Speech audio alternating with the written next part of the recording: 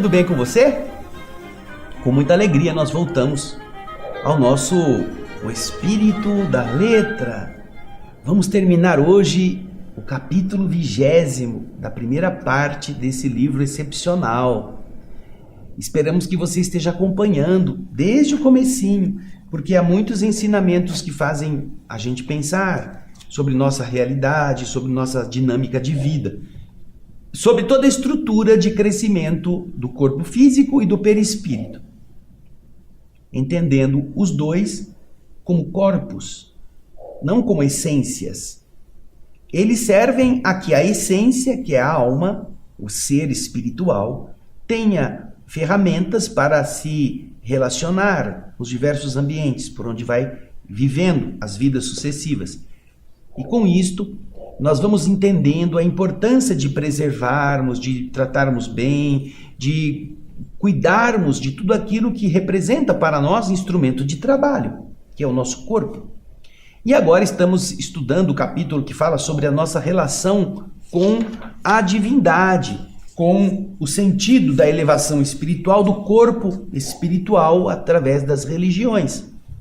Vimos até então o processo descrito por André Luiz, passando lá do começo do homem paleolítico até chegarmos aos egípcios. Agora, no programa de hoje, vamos dar sequência para terminarmos este capítulo. Então agora, pegue o seu caderno, o seu lápis e vamos começar no programa de hoje a parte que falta do capítulo 20. É o subtítulo Missão de Moisés. Vamos ao resumo. Nesse subtítulo, realçando o conhecimento dos sacerdotes de Tebas sobre o perispírito e as leis espirituais, cultuando a mediunidade em avançado grau, André Luiz nos explica os esforços superiores realizados através da reencarnação de Moisés para a implantação do Deus único e das leis morais obtidas no Sinai. Veja aí, nós vamos entender então como o agente divino reencarnado na Terra, na pessoa de Moisés, cumpre uma tarefa especial no seio dos sacerdotes tebanos, que já tinham noções do perispírito, da relação do homem com o mundo espiritual, que nós vimos no programa anterior. A cidade de Tebas, no Egito, tinha essa visão mais aperfeiçoada desses processos. Agora nós vamos ler o subtítulo como está no livro. Vamos lá. Missão de Moisés. Os padres tebanos conheciam de maneira precisa, de maneira clara, a evidência do corpo espiritual que pode exteriorizar-se de cada criatura para ações úteis ou criminosas. Cultivam esses mesmos sacerdotes tebanos a mediunidade em grau avançado, atendem a complexas aplicações do magnetismo, traçam disciplinas à vida íntima e comunicam-se com os desencarnados de modo indubitável, consagrando-lhes reverência especial. Nesse campo de conhecimento mais nobre, reencarna-se Moisés como missionário da renovação, para dar à mente do povo a concepção do Deus único, transferindo-a dos recintos iniciáticos dos templos onde os sacerdotes faziam as suas reuniões secretas para a praça pública. Entretanto, porque a evolução dos princípios religiosos implica sempre em levantamento dos costumes, em elevação dos hábitos, com a elevação da alma, o desbravador Moisés enfrenta batalhas terríveis daquele pensamento acomodado aos círculos da tradição em que as classes se exploram mutuamente, agravando assim os próprios compromissos, para, afinal, receber os fundamentos da lei no Sinai. Desde essa hora, o conhecimento religioso, baseado na justiça cósmica, espalha-se no íntimo das nações. Porquanto, através da mensagem de Moisés, informa-se o homem comum de que, perante Deus, o Senhor do universo e da vida, ele é obrigado a respeitar o direito dos semelhantes para que seja igualmente respeitado, reconhecendo que ele e o próximo são irmãos entre si, filhos de um Pai único. A religião passa, desse modo, a atuar em sentido direto no acrisolamento, na depuração do perispírito, do corpo espiritual, para a vida maior, a vida do espírito, através da educação dos hábitos humanos a se depurarem naquele cadinho, naquele recipiente para a fusão dos metais, que é o que os séculos representam. Os séculos são como aquele local em que o calor vai derretendo para liberar das impurezas os metais. E com isso, quando termina, os metais estão mais puros e as impurezas são extraídas. E isso para quê? Preparando toda esta mudança a fim de esperarmos a chegada do Cristo, o governador espiritual da terra. As ideias da justiça e da solidariedade, dos deveres coletivos e individuais, com a higiene do corpo e da mente, atingem então ampla divulgação, espalham-se por toda parte. E nós vamos aprender, já no Velho Testamento, os mandamentos que nos são entregues. E você vai perceber uma coisa interessante. Naqueles mandamentos bíblicos que você tem acesso, na forma tradicional, nós vamos encontrar 10 mandamentos. E nesses 10 mandamentos, nós encontraremos 18 nãos, 18 negativas. Aprendemos com isso que, de verdade, a primeira orientação moral que a humanidade recebe dos espíritos superiores, de uma forma direta, bem documentada, vem fazer o homem abdicar de comportamentos que são nocivos, fazê-lo voltar ao trilho para o avanço dentro da visão desse Deus poderoso e justo. Então, não mentir, não trair, não cobiçar, não furtar, não matar. São várias orientações que tiram do homem aquela asa longa, aquele braço aberto para fazer tudo o que ele queria, para trazer o homem para uma conduta de respeito. Respeita o outro, para que também você receba respeito do outro. Não faça o outro o que você não gosta para você. Não cobice, não tenha inveja, não fale mentira, não faça mal, não proceda ao mau testemunho, ao falso testemunho. Não mate. Você já pensou? Nós todos que estamos dentro da doutrina espírita cristã, temos Jesus como o luminar, como o roteiro, o horizonte. Mas você já pensou?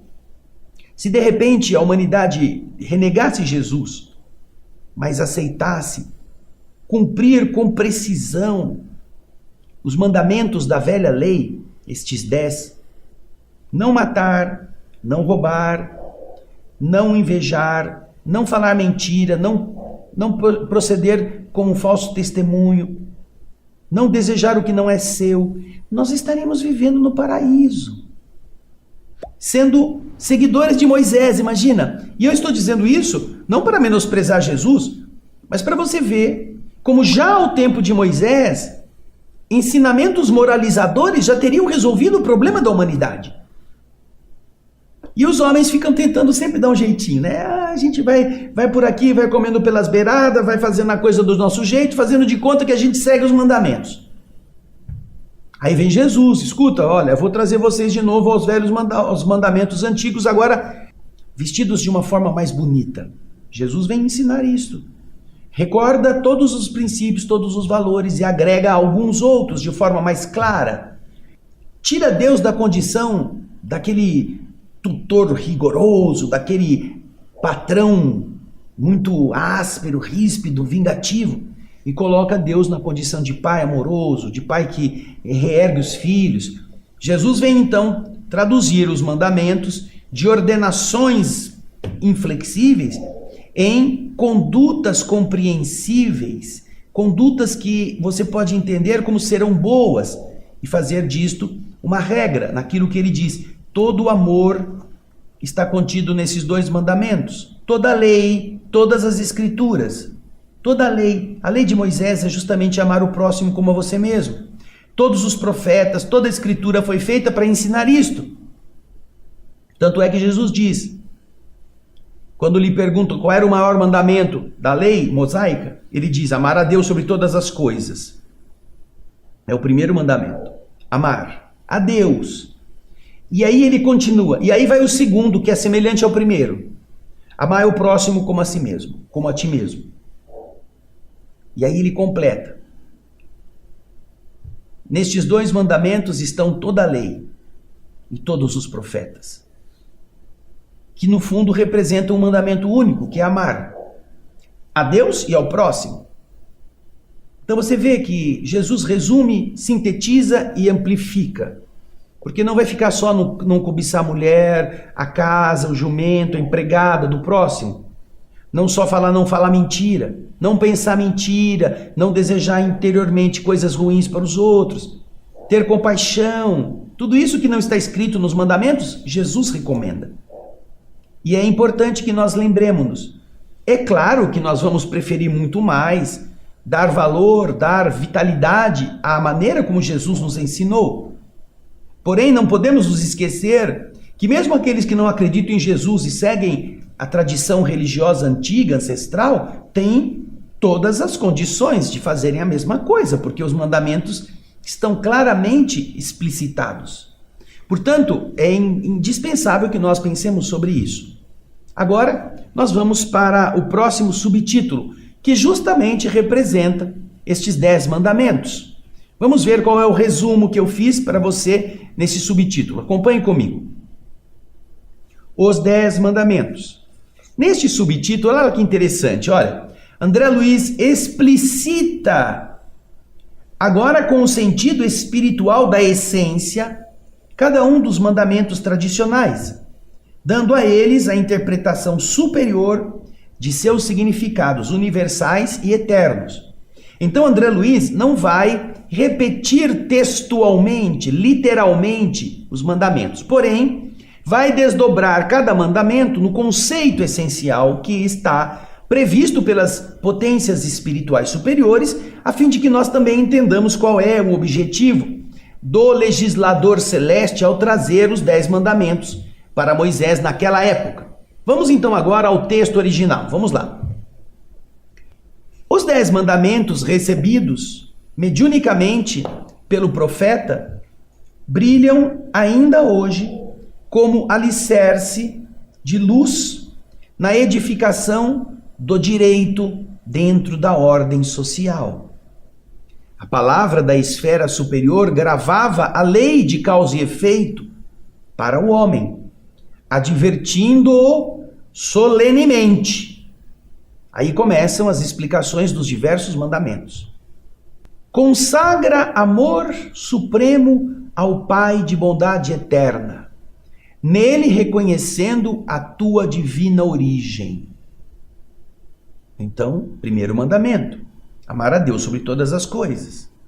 Consagra amor supremo ao Pai de bondade eterna e reconhece nele a tua divina origem.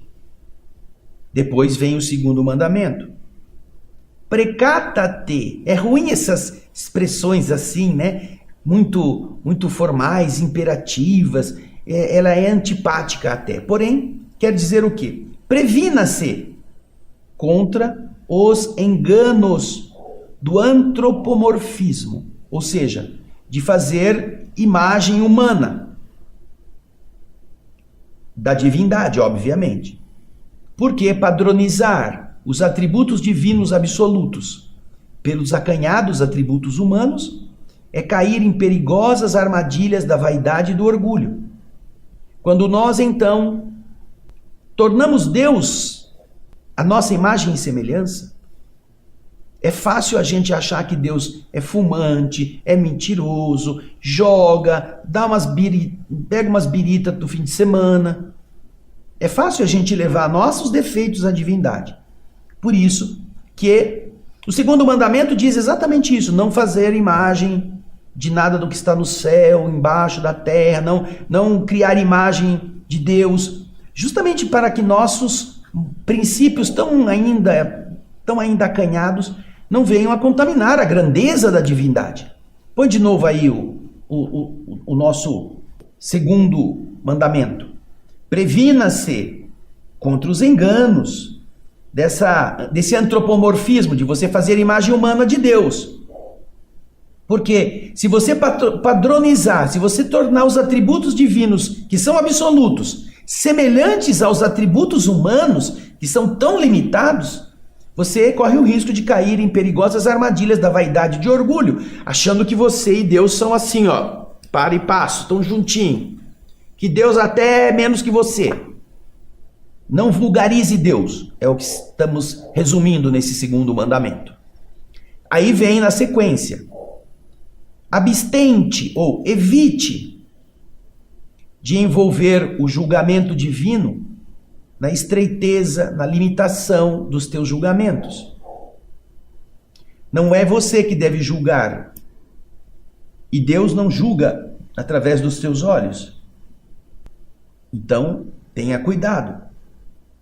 Você está mais cego do que pensa ao fazer avaliações, dizendo o que é que Deus tem que fazer segundo o teu critério. Evite envolver o julgamento divino na estreiteza de teus julgamentos. Continua então no mandamento seguinte: recorda o impositivo, recorda a necessidade da meditação em teu favor e em benefício daqueles que te atendem na esfera de trabalho, para que possas assimilar com segurança os valores da experiência. Tudo isto está vinculado aos princípios dos 10 mandamentos. Continuando, lembra-te de que a dívida para com teus pais terrestres é sempre impagável por sua natureza sublime. Honra teu pai e tua mãe, é o mandamento. Na sequência, responsabilizar-te-ás pelas vidas que deliberadamente extinguires. Não matar quer dizer, você se torna responsável se você matar alguém, pela vontade de matar. Você se responsabilizará, será sua responsabilidade, se você mata alguém deliberadamente. Continua o mandamento: foge de obscurecer ou conturbar o sentimento alheio, porque o cálculo delituoso emite ondas de força desorientada que voltarão sobre você mesmo.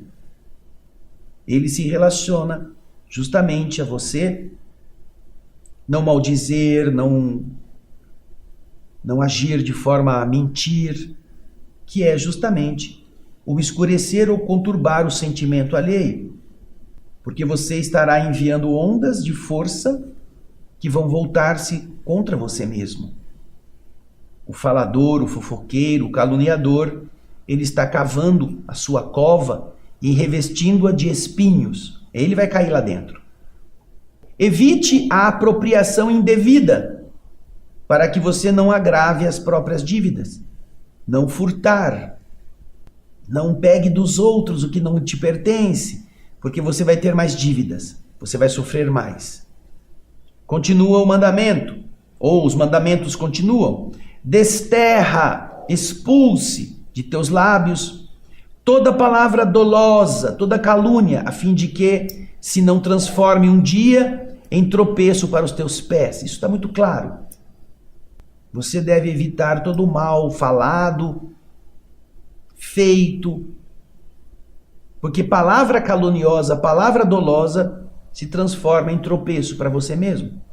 Acautele-se contra a inveja e o despeito, a inconformação e o ciúme, aprendendo a conquistar alegria e tranquilidade ao preço do esforço próprio, porque os teus pensamentos te precedem os passos, plasmando-te hoje o caminho de amanhã. Não cobice a mulher, não cobice a casa, não cobice a empregada, o servo, o boi, o jumento, o asno, a vaca. Não queira para você o que não é teu. Porque tudo aquilo que você pensa, inveja, despeito, inconformação e ciúme, isso tudo é pensamento, é sentimento que você fica remoendo no seu cérebro. Eles vão ser para você os que antecedem os seus passos. Eles vão produzir no seu caminho buracos, valas, espinheirais, e você vai ter que passar por eles. Por quê? Porque os teus pensamentos te precedem os passos, plasmando-se, modelando-te hoje o caminho de amanhã. Hoje você está projetando o que vai ser o seu amanhã. Então você vê que nesta sequência, André Luiz realça os princípios morais espirituais que estão contidos nos mandamentos que Moisés recebe lá no alto do monte.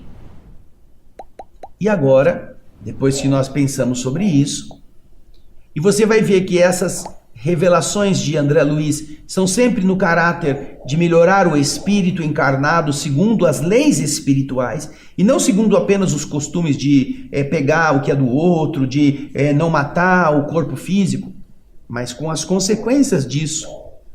E é por isso que se deve evitar, não é? Agora nós vamos ao Jesus, que todos conhecemos. André Luiz tem um subtítulo na sequência: Jesus e a religião. Acompanhe comigo aí na tela o resumo que fizemos. Jesus e a religião. Preparada a mente popular por Moisés, após séculos de amadurecimento, surge Jesus como o implantador do sistema educativo mais elevado e inimaginável. Não era até então concebível um sistema tão avançado. Rompe com as tradições materialistas e hierarquias mentirosas, tanto quanto se afasta do poder humano.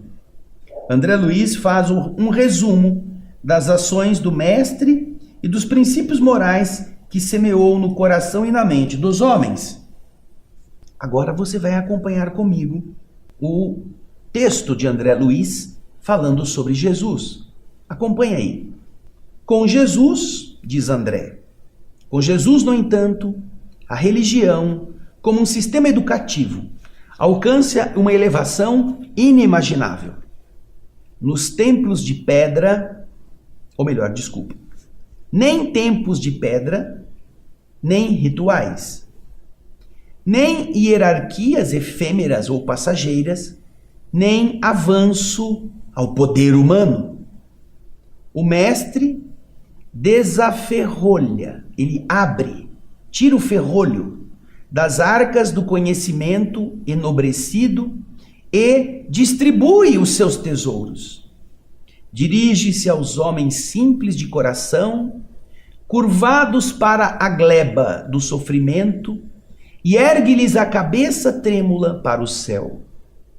Aproxima-se Jesus de quantos desconhecem a sublimidade dos próprios destinos e assopra-lhes a verdade, modelada em amor, para que o sol da esperança lhes renasça no ser.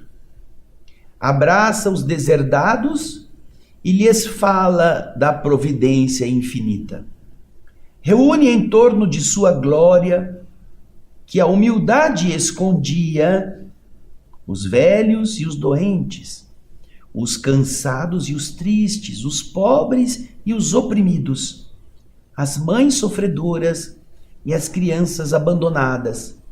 Ele lhes entrega as bem-aventuranças celestes. Ensina que a felicidade não pode nascer das posses passageiras, que se transferem de mão em mão, e sim da caridade e do entendimento, da modéstia e do trabalho, da tolerância e do perdão. Afirma-lhes Jesus que a casa de Deus está constituída por muitas moradas, nos mundos que enxameiam, que se multiplicam no firmamento, e que o homem deve nascer de novo para progredir na direção da sabedoria divina.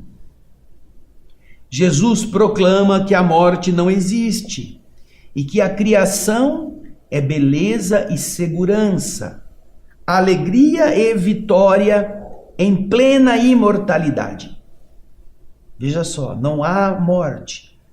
A criação é beleza e segurança, alegria e vitória, mesmo naquilo que as pessoas pensam que a morte acontece e mata. Não. A imortalidade plena garante acesso a todas estas coisas que a criação é rica em bênçãos. Beleza, segurança, alegria, vitória. Pelas revelações com que vence a superstição e o crime, a violência e a perversidade, Jesus paga na cruz o imposto de extremo sacrifício aos preconceitos humanos, que não lhe perdoam a soberana grandeza. Porém, reaparecendo redivivo, ressurgido, para a mesma humanidade que o escarnecera, que o ridicularizara e que crucificara o seu corpo, desvenda-lhe, tira-lhe a venda, em novo cântico de humildade, demonstrando a excelsitude da vida eterna. Aí estão os conceitos que André Luiz nos apresenta, oriundos do próprio Cristo. Muito bonito tudo isso. Muito profundo para a nossa própria melhora, nosso próprio crescimento. Agora nós vamos dar continuidade no subtítulo A Revivescência do Cristianismo. É o resumo que você vai me acompanhar agora na leitura. Vamos lá. Após a primeira revelação em Moisés e a segunda revelação em Jesus, André Luiz explica a necessidade da volta à simplicidade primitiva dos ensinamentos morais do Cristo. Ensinos esses que, com o passar dos séculos, iriam ser esquecidos ou adulterados, como o próprio Jesus já houvera dito aos seus discípulos. Ressurge então, na terceira revelação, o Consolador prometido, o Espírito de verdade, na forma do Espiritismo, para recordar o que for esquecido, corrigir o que foi adulterado e ensinar aquilo que o Senhor não pôde fazê-lo em função da imaturidade dos espíritos de seu tempo, encaminhando a alma renovada para a libertação da sombra na direção das culminâncias da luz. Aí nós vamos encontrar esta importante comparação que André Luiz nos apresenta entre as três revelações. E nós vamos encontrar também isto no capítulo 1 do Evangelho segundo o Espiritismo. São as três revelações. A primeira é Moisés, a segunda é Jesus e a terceira é a doutrina espírita. Vamos agora acompanhar aquilo que o Espírito André Luiz está escrevendo neste final de capítulo 20. Revivescência do cristianismo. Acompanhe comigo os slides referentes ao texto original. Erige-se, levanta-se, desde então, o Evangelho em um código de harmonia, inspirando o devotamento ao bem de todos até o sacrifício voluntário, a fraternidade viva, o serviço incansável aos semelhantes e o perdão sem limites. Iniciam-se em todo o orbe imensas alterações. A crueldade metódica cede lugar à compaixão. Os troféus sanguinolentos da guerra abandonam os santuários. A escravidão de homens livres é sacudida nos fundamentos, para que se anule de vez. Levanta-se a mulher da condição de animal para a sua dignidade humana. A filosofia e a ciência admitem a caridade no governo dos povos. O ideal da solidariedade pura começa a brilhar sobre a fronte do mundo. Moisés instalara o princípio da justiça, coordenando a vida e influenciando-a de fora para dentro. Jesus inaugurou na terra o princípio do amor, a exteriorizar-se do coração, de dentro para fora, traçando-lhe a rota para Deus. E eis que o cristianismo grandioso e simples ressurge agora no Espiritismo, induzindo-nos à sublimação da vida íntima, para que nossa alma se liberte da sombra que a torna densa, encaminhando-se, renovada, para as culminâncias da luz. Toda esta é a explicação dos destinos humanos traçados desde a origem da mônada espiritual, lá no comecinho deste livro, até o encaminhamento do homem, primeiro pela visão da justiça mosaica, depois da ação amorosa do Cristo e, por fim, da razão iluminada para levar o homem às culminâncias da elevação luminosa de onde ele veio. Todo um processo de retorno.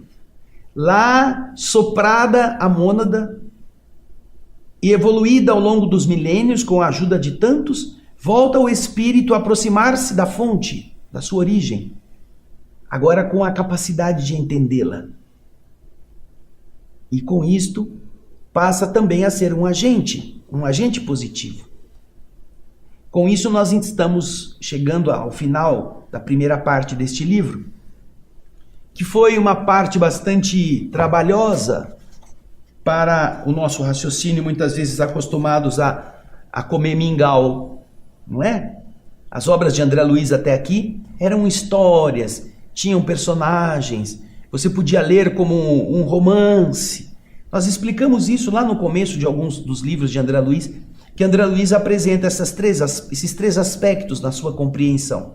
Pode ser lido como um romance, pode ser lido como uma história que é instrutiva, com as leis espirituais, mas pode ser analisada no profundo, o que está escondido por baixo da letra. São os três níveis que também existiam na linguagem egípcia: o demótico, o hierático e o hieróglifo. Agora, nós estamos neste livro já um pouco distantes daquela papinha para a gente banguela, poder comer sem mastigar, que era facinho, era uma coisa assim. Agora nós estamos comendo já uma comida densa, nós precisamos morder, é um contrafilé, aquela coisa assim, que tem que mastigar bastante. E geralmente a gente não gosta desse mastigar bastante, porque dá trabalho. A gente prefere o filezinho mignon, o lombinho, ou mesmo o purê de batata, desce gostoso. Mas é isso que nos faz evoluir, que é o esforço.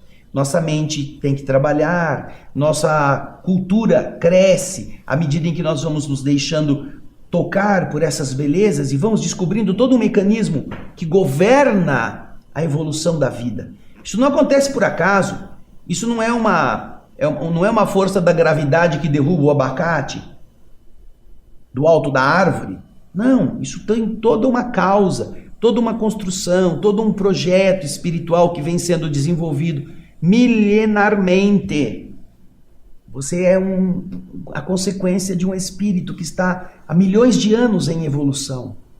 Não trate o seu corpo como se você tratasse a casca da banana que se arranca e joga no lixo. Perceba que você tem tarefas a cumprir. Você é um agente enviado pela divindade, agora com o raciocínio completo, com a capacidade de você entender as leis do universo. E do mesmo modo que conta-nos André Luiz neste capítulo 20, foram trazidos espíritos endividados de outro mundo para ajudar a evoluir este mundo. Imagine que você é alguém que sabe ler e escrever e que o destino colocou numa comunidade de analfabetos paupérrimos. Você não tem como fazê-los deixar de ser paupérrimos, você não tem dinheiro sobrando, mas você pode ensiná-los a ler e escrever. Com todos os defeitos que você tem, você está numa situação de dificuldade, mas você está agora com uma riqueza que eles não possuem. e você pode ajudá-los a ter. Porque dividir o que você sabe é um milagre que o ser humano pode fazer. Se eu pegar este livro aqui e achar um amigo que goste de ler e falar assim, olha, esse livro é maravilhoso, eu vou te dar metade dele. Eu rasgo o livro, dou metade para ele e fico com metade. Ou seja, eu fico apenas com uma parte, meu amigo fica com a outra. Eu não tenho como criar um outro livro e ficar com o mesmo para mim e ele o mesmo para ele. Agora, se eu ensinar tudo o que eu sei para o meu amigo, tudo, eu continuo sabendo tudo o que eu sei e o meu amigo passa a saber o que ele não sabia. São dois com o mesmo nível de conhecimento agora. E você multiplicou sem perder. Esse é o objetivo da vida. A pergunta 573 do Livro dos Espíritos nos ensina qual é a missão do homem reencarnado na Terra. Procure lá. Instruir os homens, ajudar o seu progresso, melhorar as instituições por meios diretos e materiais. Instruir os homens, por quê? Porque do mesmo modo que aqueles que vieram exilados de um orbe que está na estrela do cocheiro, a estrela Capela, vieram para cá porque não prestavam lá, eram espíritos atrasados vibratoriamente, mas tinham conhecimento, por isso ele chama lá no programa anterior, eram espíritos ilustrados. Não eram iluminados, eram ilustrados, eles tinham capacidades já desenvolvidas. Eles lá não serviam, mas serviam aqui. E aqui eles vieram resgatar os seus equívocos por terem perdido essa capacidade de permanecer lá, então eles têm que, puxa vida, eu morava numa casa tão boa, agora estou morando numa tapera. E ao mesmo tempo eles ensinam os que moram na tapera a começarem a cultivar a terra, a começarem a encanar a água, a cozinhar as coisas de uma forma melhor, porque eles trazem a ilustração, a cultura que eles já haviam adquirido. Então são duas forças que se unem numa simbiose de resgate para uns e de formação, de modelagem para outros. E estas são coisas bonitas no universo. Portanto, cada um de nós também deve se lembrar que por pior que você acha que você é, por mais despreparado que você seja, você sabe alguma coisa que alguém não sabe. Você tem algum recurso que outra pessoa não possui. Multiplique isto. Você estará evoluindo na carne, na mente, no sentimento e na alma. Porque todos nós temos o dever de continuarmos a modelar para melhor o nosso perispírito, nossa vibração. Recordamos do livro Voltei, do irmão Jacó, que nós também já lemos no nosso programa Alegria de Viver, na Rádio Boa Nova, eu e minha esposa Solange. O irmão Jacó era espírita, trabalhava na Federação Espírita Brasileira, era um dos diretores da Federação Espírita Brasileira. E quando ele escreve o livro Voltei, ele se depara com uma situação surpreendente para ele. Ao desencarnar, ele está do outro lado da vida, só que ele não tem luz própria. Ele não vibra luminosamente. Os outros que estão à volta dele, seus amigos, todos eles estão iluminados, têm uma atmosfera luminosa, e ele se envergonha de ter sido espírita, de ter sido membro da Federação Espírita Brasileira, diretor de economia, de contabilidade, de finanças da direção da federação, e ele está lá apagado. Isso era um demérito para ele. Ele considerava isso uma demonstração do seu despreparo, mesmo tendo sido espírita. E ele conta-nos toda a sua epopeia para recuperar a capacidade de emissão luminosa, porque o seu perispírito estava como que entulhado de coisas ao longo da vida física que ele não desenvolveu, mas que agora na cartilha da iluminação que ele nos apresenta, ele poderá fazer, vivenciando as coisas. Então, lembre-se disto. A nossa mudança não depende de frequentarmos igrejas ou casas espíritas. Depende de nós nos iluminarmos de dentro para fora. Todas estas agremiações religiosas nos fornecem um material positivo, quando elas estão voltadas para a verdade divina, não para ganhar dinheiro ou fazer negócio. Mas todos os honestos em Deus produzem boas coisas para o nosso conhecimento. Mas é como quando você vai ao supermercado. Todos os supermercados têm variedades. Tem alguns supermercados menorzinhos, tem os supermercados grandes. Você vai lá e compra as coisas que você quer, você traz para casa. Agora, se aquilo vai se transformar em comida ou vai estragar na geladeira, a escolha é nossa. Se nós não vamos fazer nada com a farinha, ela vai apodrecer, vai embolorar. Se nós não usarmos os ovos, a manteiga, a farinha, nós não faremos bolo. Tudo vai se perder. Nós estaremos escolhendo fritar o ovo ou colocá-lo num pão. Isso nós decidiremos. É mais simples fritar o ovo. Mata a fome imediata. Mas você já sentiu o cheiro gostoso de um pão que acabou de ser assado? Puxa, a vizinhança toda sente o cheiro. É uma coisa mais elaborada, exige mais esforço, mas você produz uma satisfação muito maior. Então, para isso que nós estamos na Terra. Para pegar as coisas que a Terra nos oferece e modelá-las segundo nossa vontade. E evoluir assim, para chegarmos do outro lado, não como pessoas que alisaram bancos de igreja ou entregaram um papelzinho na porta do centro espírita, mas como seres que acenderam sua própria luz, pela bondade com que eles viveram. Então pense nisso. A evolução precisa ser nos dois mundos, tanto no mundo material dos negócios, como muitos apenas pensam que deve ser, como sobretudo na nossa transformação como espíritos, porque o negócio vai falir. Quando o corpo morrer, você não terá mais responsabilidades financeiras, mas você poderá carregar a culpa de ter abusado do seu posicionamento empresarial, ou poderá sentir a alegria de ter tornado útil aquele dinheiro e promovido outras pessoas. Como você fez o pão ou deixou estragar a farinha. Pense nisso. Nós agradecemos muito a sua participação até aqui. Recomendamos que você possa pegar os capítulos anteriores e que nós possamos nos preparar, porque agora, na segunda parte, nós teremos assuntos variados. E estaremos andando um pouco mais depressa, porque não são muito grandes, às vezes os capítulos são pequenos, às vezes em programa dá para a gente fazer 2 ou 3 capítulos do livro, então a gente vai andar mais depressa, e isso não significa, porém, que será mal feito ou que não terá coisas boas para nos ensinar, tá bom? Obrigado pela sua audiência, passe para os seus amigos, compartilhe os nossos links dos livros anteriores, já são 9 livros completos da obra de André Luiz, desde o livro Nosso Lar, até o Ação e Reação, que foi antes desse, que já está pronto, já estão prontos todos. Faça isso chegar até mais pessoas. E eu espero você para a gente dar continuidade a essa segunda parte do livro Evolução em Dois Mundos. Muito obrigado pela sua audiência, pelo seu carinho, e nós nos vemos no próximo O Espírito da Letra. Até lá e muita paz.